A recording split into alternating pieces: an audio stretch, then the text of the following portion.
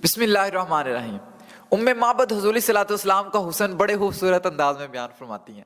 آپ فرماتی ہیں کہ حضور صلی اللہ علیہ وسلم کو اگر کوئی ظاہری دیکھتا تو وہ ایک باوقار شخصیت تھے، بڑی خوبصورت شخصیت تھی۔ آپ علیہ الصلوۃ والسلام اس قدر خوبصورت تھے کہ ان کے چہرے میں سفیدی بھی تھی اور سرخی بھی تھی۔ اگر ایک بندہ صرف سفید ہوتا ہے تو سفید ہونا بھی اتنا حسن نہیں کہلاتا کہ یہ صرف سفید ہے، اور صرف اگر سرخ ہوتا ہے تو وہ بھی ایک حسن میں رکاوٹ ہے۔ اس لیے ام معبد فرماتی ہیں کہ حضور صلی اللہ علیہ وسلم سفیدی بھی تھی حضور کے مبارک حسن میں، اور سرخی بھی تھی، یعنی سرخی اور سفیدی کی وجہ سے ایسا حسن پیدا ہوتا ہے کہ جس کی مثال نہیں، اور حضور صلی اللہ علیہ وسلم کی تو ویسے بھی کوئی مثال نہیں۔ وہ فرماتی ہیں کہ حضور صلی اللہ علیہ وسلم وسیم بھی تھے، وسیمن قسیمن، وہ وسیم بھی تھے اور قسیم بھی تھے۔ قسیم کے بارے میں علماء نے لکھا کہ ایک ہوتا ہے کہ ہم کسی شخص کو کہتے ہیں کہ اس کی آنکھیں بڑی خوبصورت ہیں، تو اس کے کہنے کا مطلب یہ ہوتا ہے کہ اس کی آنکھیں خوبصورت ہیں لیکن اس کی ناک اتنی خوبصورت نہیں ہے، اس کے کان اتنے خوبصورت نہیں ہیں۔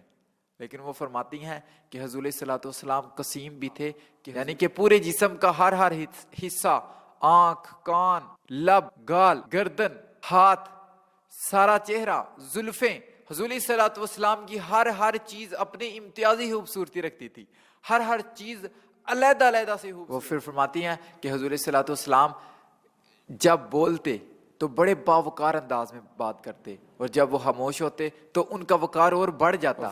اور فرماتی ہیں کہ جب حضور صلی اللہ علیہ وسلم کو کوئی دور سے دیکھتا تو آپ بڑے خوبصورت لگتے، لیکن جب قریب جا کے دیکھتا تو خوبصورتی اور بڑھ جاتی۔ ایسے ہوتا ہے کہ ہم کسی شخص کو دیکھتے ہیں کہ دور سے تو وہ بڑا خوبصورت لگ رہا ہے، لیکن جب ہم قریب جا کے دیکھتے ہیں تو کہتے ہیں نہیں، وہ بات نہیں ہے، وہ مزہ نہیں حسن میں۔ لیکن حضور صلی اللہ علیہ وسلم کا حسن ایسا تھا کہ کوئی دور سے دیکھتا تو خوبصورتی نظر آتی، چمکتا نور چہرے سے نظر آتا، لیکن جب کوئی قریب جا کے دیکھتا تو حضور صلی اللہ علیہ وسلم اور زیادہ خوبصورت لگتے۔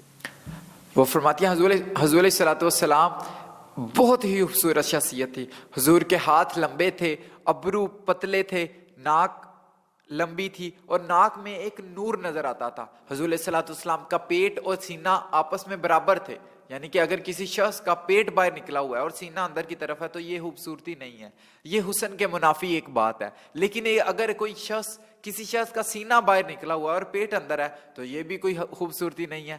حضور صلی اللہ علیہ وسلم کا پیٹ اور سینہ برابر تھے، اور حضور صلی اللہ علیہ وسلم کی انگلیاں سیدھی تھی۔ حضور صلی اللہ علیہ وسلم اتنی خوبصورت شخصیت، کسی شاعر نے کیا خوب کہا ہے کہ حسن یوسف پر کٹی مصر میں انگشتے زنا، سر کٹاتے ہیں تیرے نام پر مردان عرب۔ فرمایا کہ مصر میں حضرت یوسف علیہ السلام کا حسن دیکھ کر اور تو نے اپنے ہاتھوں کی انگلیاں کاٹ لیں۔ اور ادھر کیا معاملہ ہے؟ ادھر ظاہری ایسا کوئی معاملہ نہیں ہوا، لیکن یہاں کیا ہوا؟ سر کٹاتے ہیں، ادھر انگلیاں کاٹی جا رہی ہیں، ادھر سر کٹائے جا رہے ہیں۔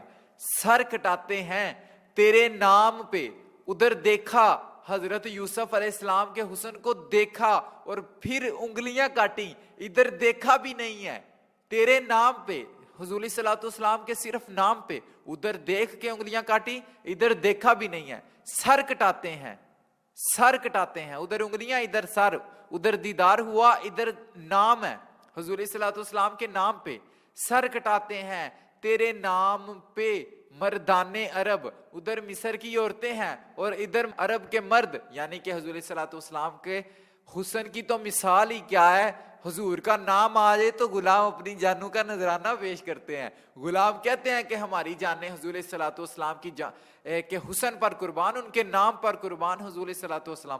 صحابہ فرمایا کرتے تھے نا، فدا کا ابی و امی یا رسول اللہ صلی اللہ علیہ وآلہ وسلم۔ تو یہ صحابہ کی محبت تھی۔ ام معبد نے کیا خوبصورت انداز میں حضور صلی اللہ علیہ وسلم کا حسن بیان فرمایا۔ آپ سب احباب یہ نیت کیجئے کہ یہ ہم یاد کریں حضور کا حلیہ، اپنے بچوں کو، اپنے دوستوں کو بتائیں کہ حضور صلی اللہ علیہ وسلم کس قدر خوبصورت شخصیت تھی۔ اللہ تعالیٰ ہم سب کو حضور صلی اللہ علیہ وسلم کی سیرت پر عمل کرنے کی توفیق عطا فرمائے، آمین یا رب العالمین۔ صلی اللہ علیہ حبیبہ سیدنا محمد و صحابہ اجمعین۔